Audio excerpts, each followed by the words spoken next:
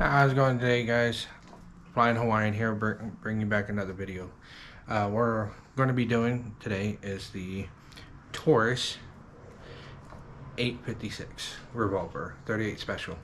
I'm going to show you how to disassemble it and reassemble it, and how to articulate how this firearm functions, from the transfer bar to all the components within the firearm.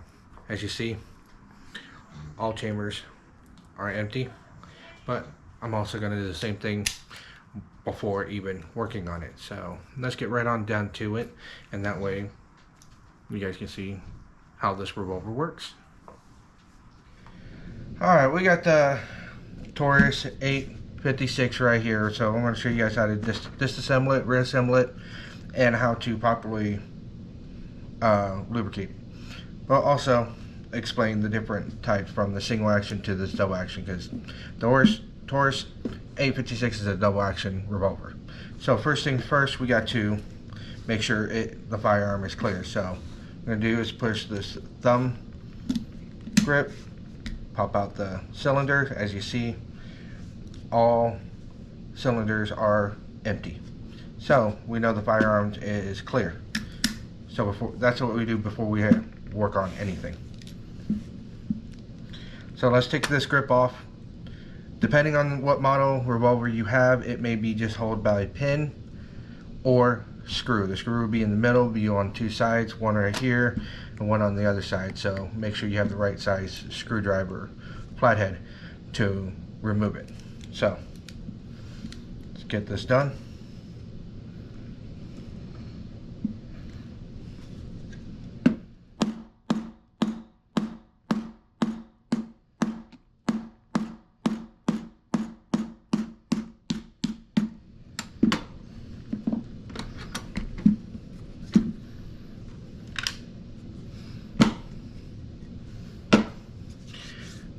Alright, now we got the pin out. We'll just remove the grip just like so.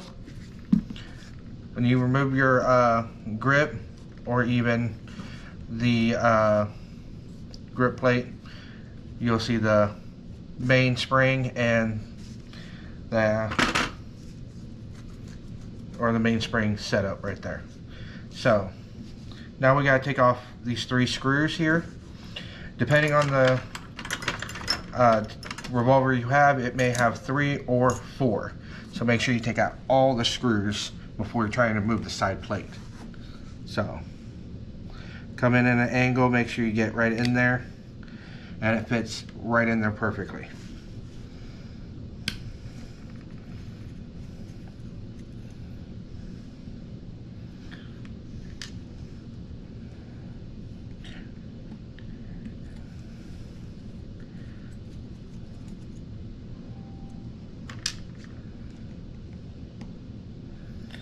Alright, this last screw that I'm taking out has 2 other components, a plunger and a spring. So make sure you tilt that over and make sure you still have that plunger and spring right there. This is what keeps the yoke right in place right here. So to take that plunger and spring and put it right back in the screw just like that. For some of you people, to help you remember where the screws go, you can actually put them in order off to the side so you don't lose the screws. They're easy to lose, and probably, depending on what model, hard to replace. So, but since I know this revolver pretty well, I don't do that. So, but other people who are not very familiar, that might be the best choice until you get familiar with the revolver. Now, to remove the side plate, we're not going to use a screwdriver. The reason why, it could damage the side plate, damage the frame. You don't need that, and that's going to cause a lot more trouble. What we're going to do, we're going to hold it off to the side just like this. Take the wooden part of the hammer. You can even wrap it in cloth or something more soft. And we're just going to hit the grip of the frame. Just like this. Give it a couple taps. You start seeing it protrude out, and that vibration will help pop it off. So you keep hitting it, and there you go, just like that. That also makes sure you don't damage any of the edges or the frame of the revolver. Now we're going to set that right off to the side right there.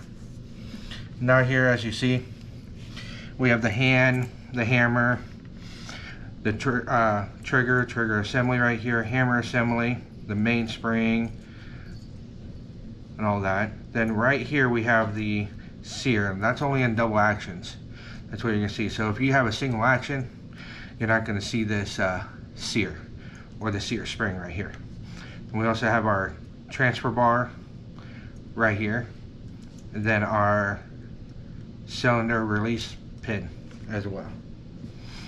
So, and our cylinder stop right here. What we're going to do is cock the hammer back. We're going to remove this main spring assembly right here. Alright, now to show you how to start removing these, I'm going to pull the hammer back to show how to remove this main spring assembly. We're going to take a paper clip, like so, undo it just like so, right like this. There's a little hole right here. You can just stick the paper clip right in, and then we're going to slowly remove the hammer just like so and take it right apart. The only thing you will need to remove this completely if you're replacing the spring. This can be really troublesome of putting it back together.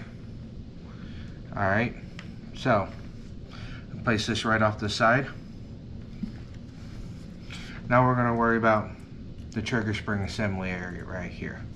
We're going to take that apart. It'll still have a pin like so, but that's going to be a little hard to see the hole of there.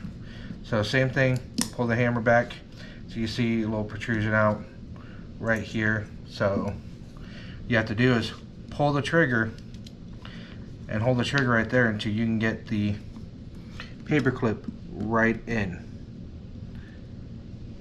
Exactly like so. Release the trigger and pull right out, exactly like that. Now we'll remove the cylinder and yoke assembly right here. We'll pop it right out and slowly remove it. I'm not going to take this apart.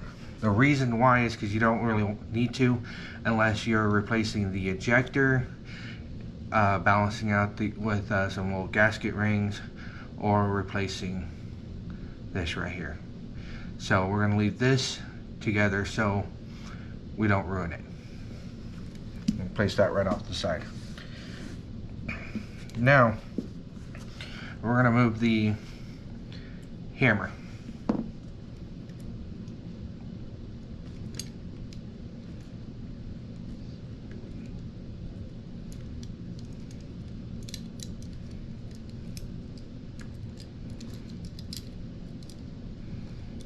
Exactly like so, just like this.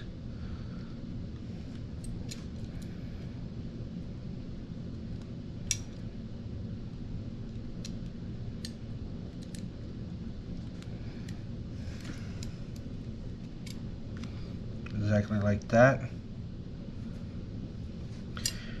Now we're going to remove the hand. The hand's right here. This is what helps rotate the cylinder. So also got to be minded there is a plunger and spring right here in the trigger. You have to be careful of it. You just take it right out, that plunger and spring is going to shoot out and you can lose both of those. Trust me, I've done it quite a few times. Not fun trying to look for it. So what we're going to do is push this back like so. Keep your thumb or a finger right there behind this little notch to catch the little plunger and spring, just like so. And there you go, you have that right there. Now we'll remove the trigger next to give you a better idea of the plunger and spring.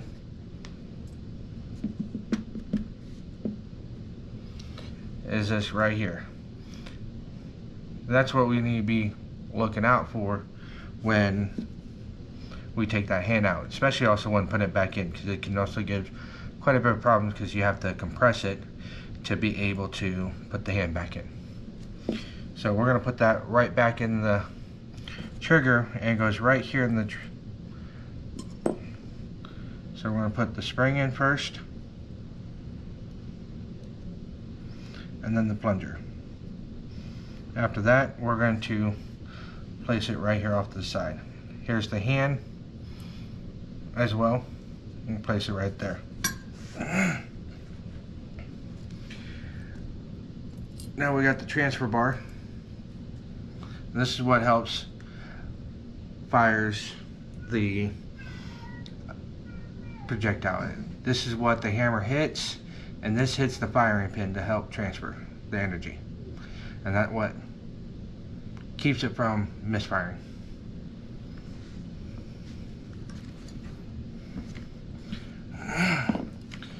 Now we're going to remove this thumb.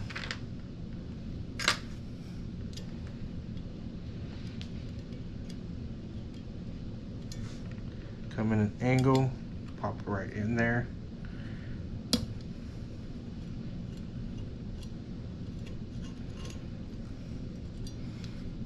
Exactly like so. Then what we're going to do is compress it back, pop it up. Make sure you keep your thumb where the spring is at, or a finger, because that spring will be compressed when you're moving this, and still can't afford to lose a spring. Set that right off the side. Now we're going to remove the firing pin that is right here. Get yourself some little tweezers or some kind of pliers, and we're going to grab this pin that holds the firing pin, and then tilt it back, and there you go. You got your firing pin and firing pin spring right here. And then same thing for the cylinder stop. Push this little.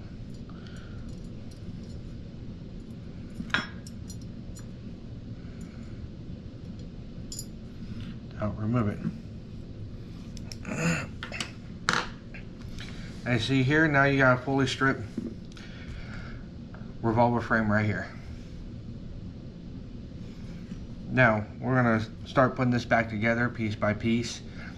Do the same thing but in reverse, but we're also going to lubricate each part. That way all the friction from the metal doesn't warp any of the pieces.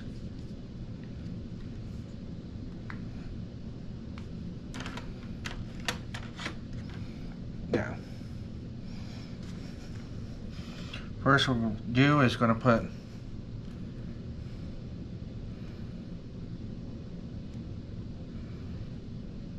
the cylinder release right back in here.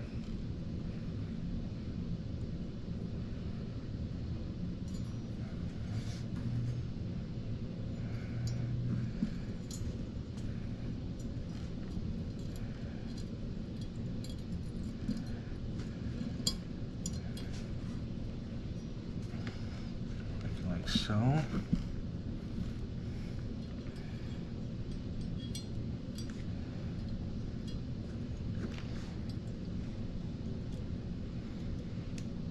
When you're reinstalling the screws, you want to back up just a little bit and then go forward, because you don't want to rethread those threads while trying to reinstall the screws. Nice and tight, not too tight. You don't want to break it. Now, to make sure it's fully functional, you should see a little protrusion right there.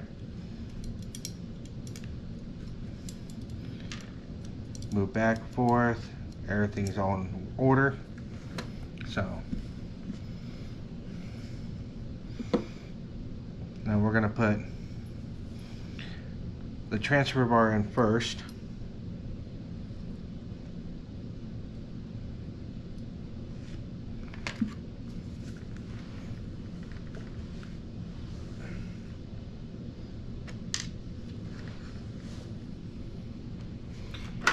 And then the transfer bar, the cylinder stop back in here.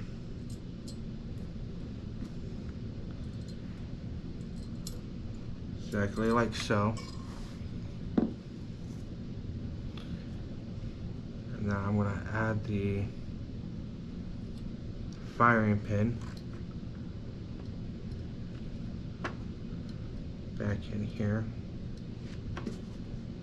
When you put the firing pin, make sure you put the little notch that's on the firing pin down towards the trigger. So when you put the pin in there, the pin fits right there, so it holds the firing pin in.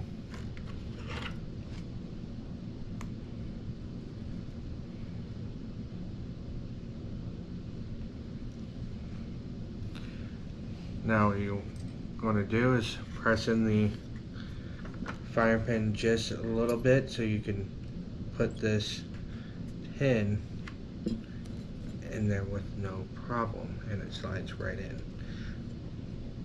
You might have a pin that just free falls right in there, that's fine, or you don't have to, and just let gravity do the work. Other times you have to press in the firing pin to do that. So now we got that in there just right there, and we got the firing pin secured in place. Now let's work with the trigger back in. We'll move the hand just a little up. On the trigger, you're going to see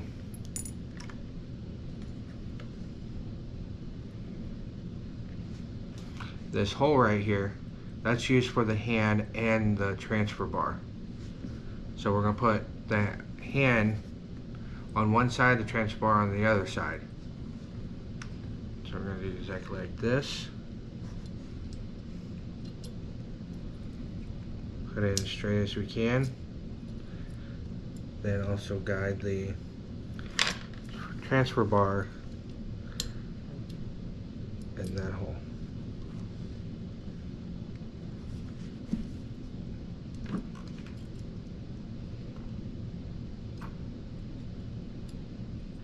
Alright, now we got that in there. You can see here's the transfer bar. And like I said, how it works is when the hammer hits this, it hits the firing pin. And this also stops most misfire, because if this trigger isn't pulled, this transfer bar isn't going to transfer that energy to the hammer. So when you pull the trigger, have the cock back, transfer bar is sitting right here. So when you pull the trigger, it goes straight up. When the hammer hits it, as you see, it pushes on the firing pin. But if you didn't pull the trigger and the trigger drops and the hammer falls forward, that is not going to get hit. I'll show you more once I get the hammer put in. So let's go with the hand. So like I said, the hand's a little tricky putting it back in, because you have that plunger that likes to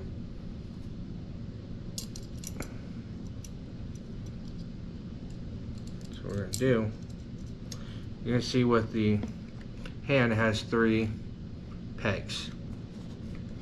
This is where the plunger sits at. Pushes right up against it, exactly like so.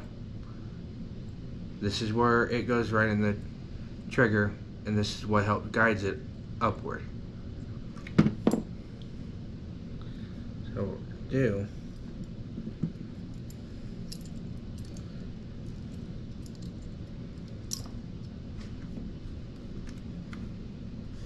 when you guys do this, however you figure out a good way to do it, use that way. Me, I use this little hook to help compress the spring. So, do it like this. Kind of use the frame to help hold it there. I'm going to put Try to get the hand right in place.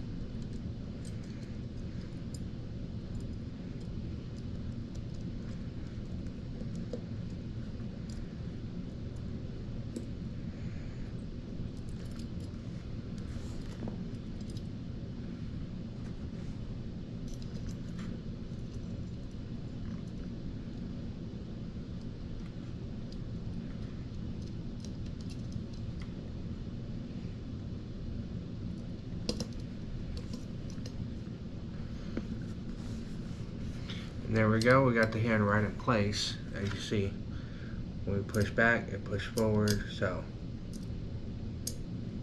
there you go. So whenever cylinder gets turned, you see it helps, the hand helps rotate the cylinder. Now we're going to put the hammer in, and we're going to push the trigger back a little bit because we came in, and we're gonna just fit it right there, exactly like so. So now to more articulate how the transfer bar works, now we have the hammer in. As you see it, when it's cocked, it's where the transfer bar is just below the firing pin. So when we pull the trigger,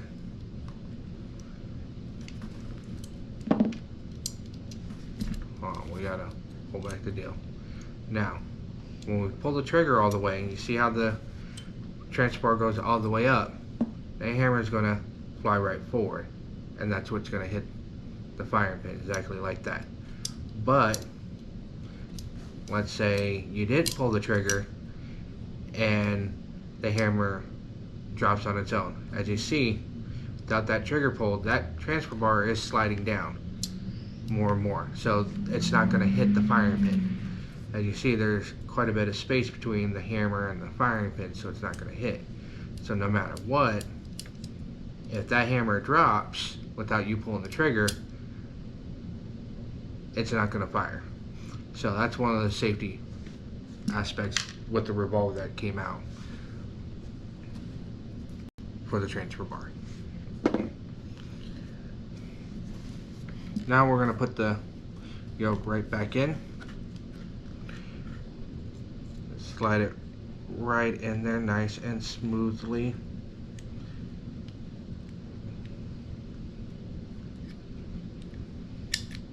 Exactly like so.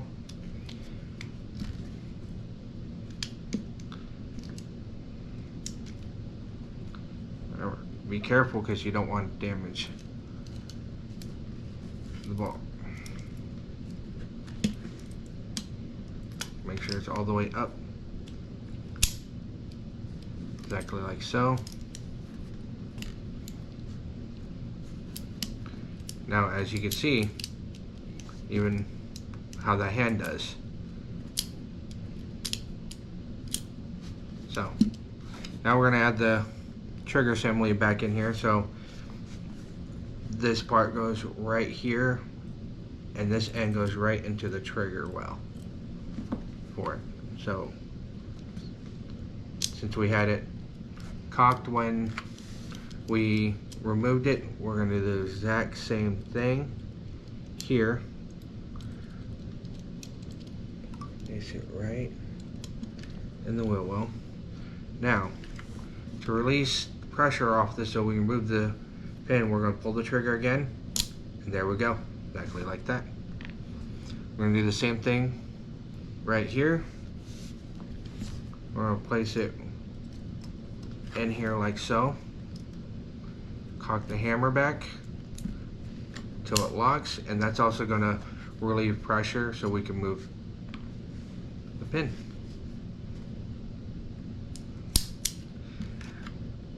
Always, before you put the side plate on, make sure you do a functions check. That way you make sure everything's all working. all on one. So we're gonna pull back. We're gonna see it, cylinder rotates, hammer locks, pull the trigger, it releases, everything goes back to the way it goes. See, there we go. So everything's still in function. Alright, now we get this all back together. We're gonna add some lubrication to some of these parts. Just a little bit, you don't need much.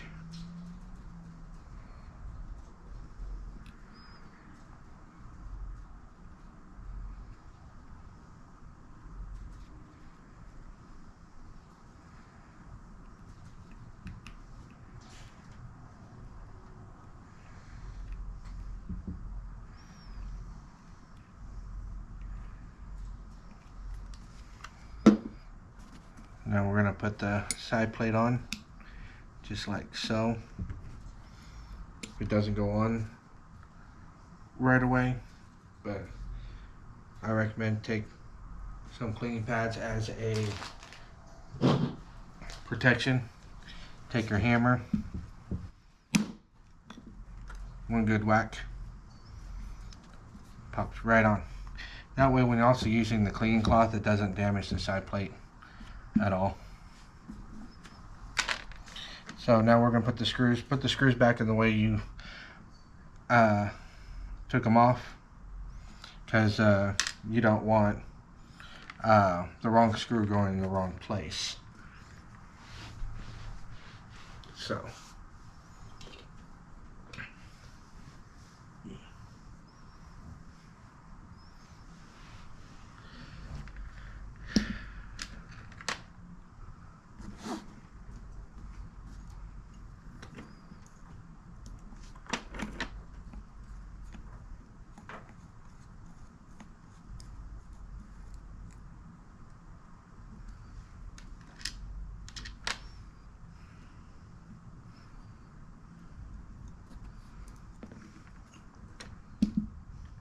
alright, remember with this last screw, I had the plunger and spring in it, and it goes right back in here just like so.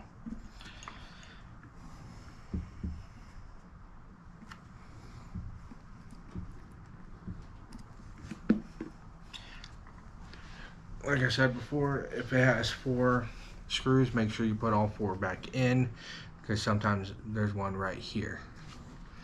So since we now have all 3 screws back in, we can put the grip back on. Make sure you put, if you have screws that's behind the grip, make sure you put the flat screws right there where it belongs. If it's domed, it does not belong there.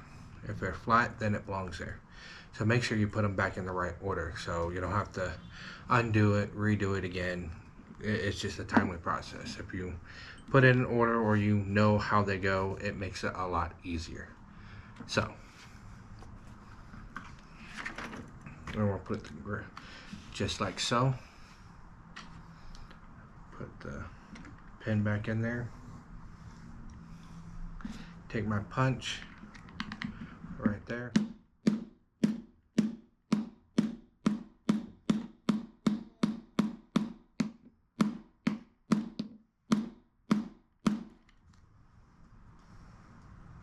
And there we go.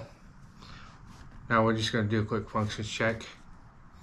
We'll pull back the hammer as so. Pull the trigger. Make sure the cylinder rotates. Make sure every single part moves. We're going to check, make sure the cylinder stops. And there you go. Complete disassembly and reassembly of the Taurus 856.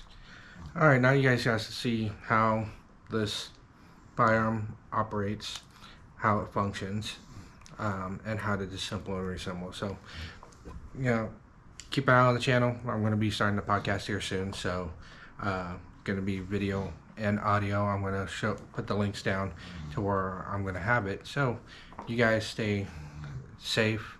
Treat every gun like it's loaded. If you guys have any suggestions of any other kind of firearms, recommend right down there at the comments down below. So, aloha.